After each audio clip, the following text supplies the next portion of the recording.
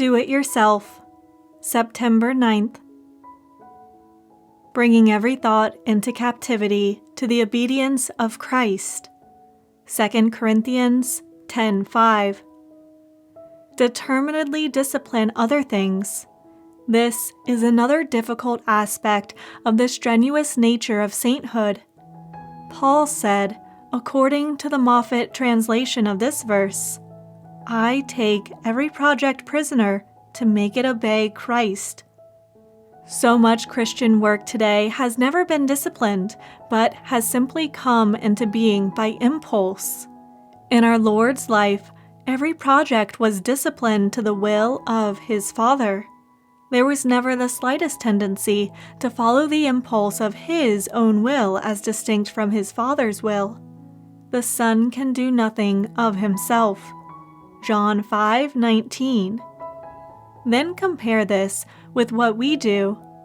We take every thought or project that comes to us by impulse and jump into action immediately instead of imprisoning and disciplining ourselves to obey Christ.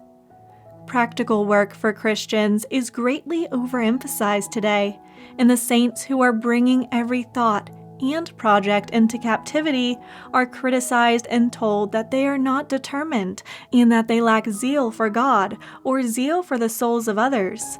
But true determination and zeal are found in obeying God, not in the inclination to serve Him that arises from our own undisciplined human nature.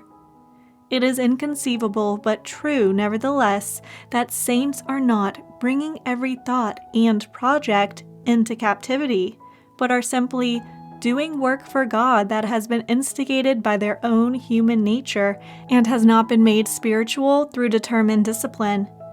We have a tendency to forget that a person is not only committed to Jesus Christ for salvation, but is also committed, responsible, and accountable to Jesus Christ's view of God, the world, and of sin and the devil.